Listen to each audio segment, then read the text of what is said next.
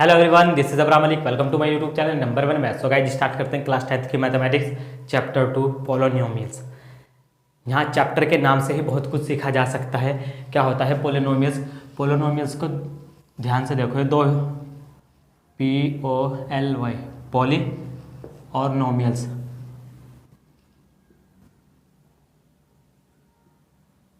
ठीक है, पोलिनोमियल्स को अगर हम ब्रेक करेंगे तो एक पॉली और दूसरा नोमियल्स। पॉली का मतलब क्या होता है? पॉली का मतलब होता है बहुत सारे। क्या? बहुत सारे। ठीक है, बहुत सारे।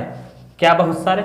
नोमियल्स, जिसमें बहुत सारी नोमियल्स हो। और नोमियल्स किसको कहते हैं? टर्म्स को। किसको? टर्म्स को। जब किसी मैथमेटिकल एक्सप्रेशन में बहुत सारी टर्म्स होती है उसको हम क्या कहते हैं? पोलिनोमियल्स कहते हैं। अब टर्म्स समझते होता क्या है?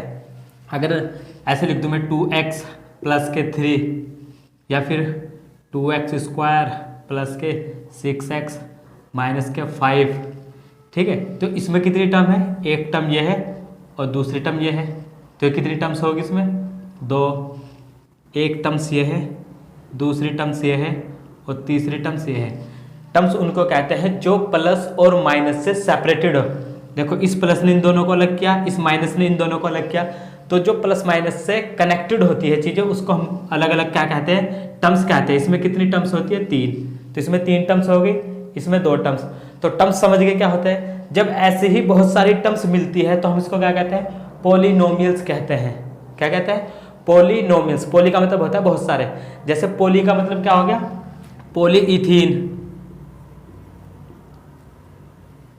कैरी बैग होता है जो पन्नी, उसको कहते हैं पॉलीइथीन। क्योंकि इसमें क्या है? पॉलीइथीन। इथीन के बहुत सारे ग्रुप होते हैं, आप केमिस्ट्री में पढ़ोगे इथीन क्या होता है। तो इथीन के बहुत सारे ग्रुप को क्या कहते हैं? पॉलीइथीन। क्योंकि इसमें पॉली का मतलब क्या है? बहुत सारे। जैसे पॉलीटेक्निक, तो बहुत सारी टेक्निक की वहाँ पे ब्रांच होती है। सिविल इंजीनियरिंग होते हैं, मैकेनिकल होती है, इलेक्ट्रिकल होती है, इलेक्ट्रॉनिक्स होती है, कंप्यूटर साइंस। तो ऐसे ही बहुत सारी टेक्निक होती है, इसलिए इसको पोलोटेक्निक कहते हैं। ठीक है, इसीलिए इसमें बहुत सारी टर्म्स होने से इसे हम क्या कहते हैं? पोलिनोमियल्स कहते हैं। तो टर्म्स के बेसिस पे पोलिनोमियल्स फर्दर क्लासिफाई किए गए। तो देखते हैं वो क्या है। पोलिनोमियल्स कितने टाइप्स के होते हैं टर्म्स के बेसिस पे? तो ये 3 टाइप्स के होते हैं मेनली हमारे पास। मोनोनोमियल्स। मोनो का मतलब क्या होता है? 1। और नोमियल्स का मतलब क्या होता है? टर्म्स। ऐसा पोलिनोमियल जिसमें सिर्फ एक टर्म्स प्रेजेंट हो उसको क्या कहते हैं? मोनोनोमियल्स। एग्जाम्पल के रूप में देखो, जैसे 2, सिंपल 2 क्या है? मोनोनोमियल से एक ही टर्म है।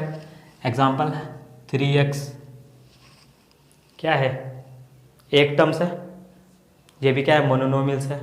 जब तक प्लस माइनस से कनेक्ट नहीं होने का कोई भी पोलिनोमियल्स, उसमें तब तक हम टर्म्स को गिन नहीं सकते। तो इसमें कोई भी प्लस माइनस नहीं है, इसलिए हम इसको क्या कहते हैं? एक टर्म्स।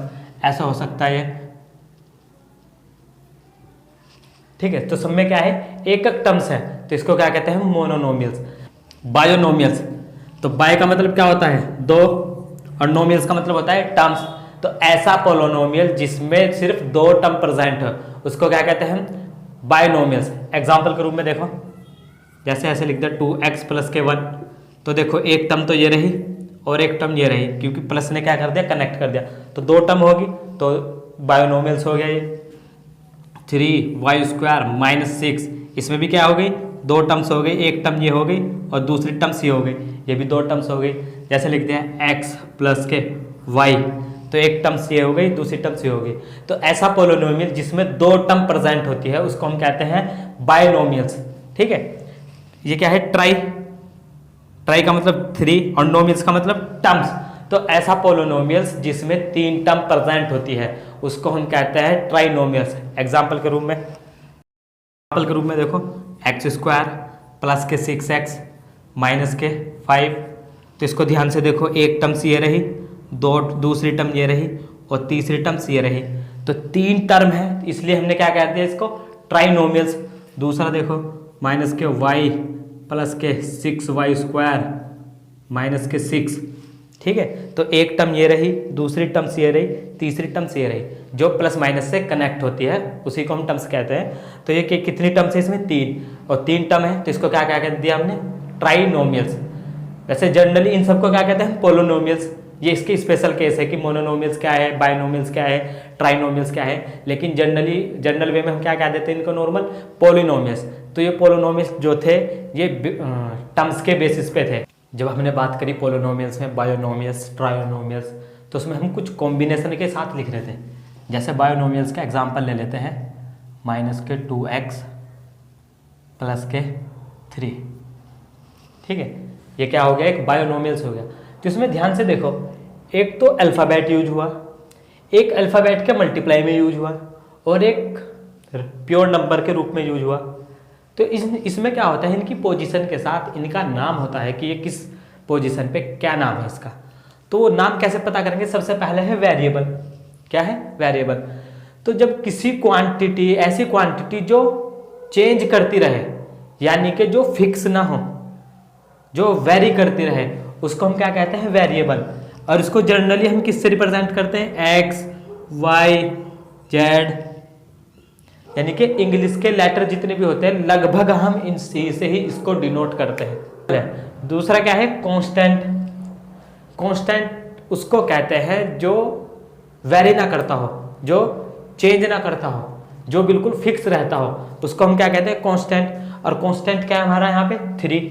इसको नॉर्मली नंबर से दिखाते हैं। और कांस्टेंट क्या है यहाँ पे, 3।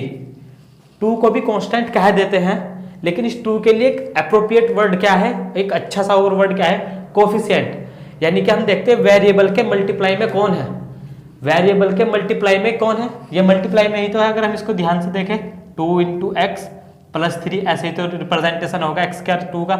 तो इसके बीच में क्या है, मल्टीप्लाई में कौन है, 2 नहीं, -2। तो x के मल्टीप्लाई में कौन है यहाँ पे, -2। तो कोफिशिएंट क्या होता है, जो मल्टीप्लाई में लिखा हो। कांस्टेंट क्या होता है, जो चेंज ना करता हो। और वेरिएबल क्या होता है, ऐसी क्वांटिटी जो चेंज करती रहती है। ठीक है, अगर मैं एक और एग्जांपल से समझाऊं, x - x² + 6। इसमें क्वेश्चन की डिमांड क्या है, x² का कोफिशिएंट बताओ। तो सबसे पहले बताओ कि वेरिएबल कौन सा यूज हुआ इसमें, वेरिएबल यूज हुआ x। ठीक है, वेरिएबल क्या है इसमें, x। और x² का कोफिशिएंट पूछा उसने, क्या पूछा, x² का कोफिशिएंट। तो हमें कुछ नहीं देखना, x² के मल्टीप्लाई में कौन लिखा, यहां तो कुछ नहीं है। तो जहां कुछ नहीं है इसका मतलब मल्टीप्लाई में क्या है, यहां 1 साइन के साथ बोलो, -1 बोलो, -1। और यहां पे जो प्योर कांस्टेंट क्या है, यहां पे 6।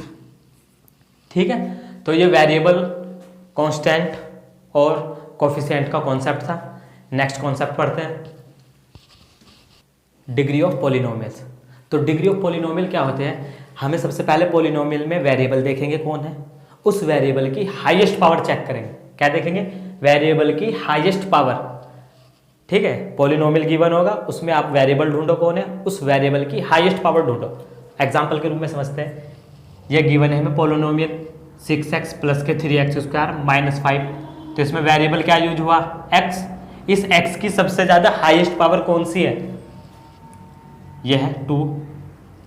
ठीक है, इसकी x की पावर कितनी, 2 हाईएस्ट। तो ये क्या हो गया, डिग्री हो गया। क्या हो गया, डिग्री। अब इसमें देखो, इसमें वेरिएबल क्या यूज हुआ, x की हाईएस्ट पावर देखो, यहाँ 4 है, यहाँ पे 3, यहाँ पे 6, यहाँ पे 1, यहाँ पे कुछ नहीं। तो हाईएस्ट पावर क्या है इसकी, 6। इसकी डिग्री इसलिए क्या हो गई, 6। तो पॉलिनोमियल में हाईएस्ट पावर कितनी, वेरिएबल की 6। तो ये डिग्री कितनी हो गई, 6 हो गई।